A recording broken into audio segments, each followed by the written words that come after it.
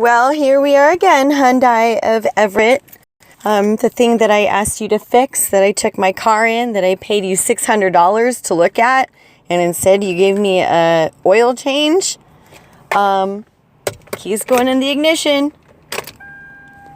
Everything lights up, and it doesn't switch. And I asked you to Google it. I asked you to YouTube it because it's so common. And what did you do? You said, oh, I'm just going to go ahead and go onto the Hyundai site and see what's going on. Oh, we haven't heard of any of that. That's bullcrap. And now I'm sitting here fucking stranded. Here we go again. Absolutely nothing. Absolutely nothing. What did I do to deserve such crappy customer service? What did anyone do?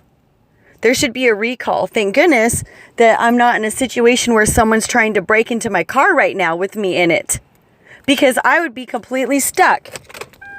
There it is again. Oh, we've never heard of it. Will you please Google it and YouTube it, because thousands of people are dealing with the same thing and you know it. And I asked you to do it as a paying customer and you refused. And I paid good money to have you not fix my problem or even look at it.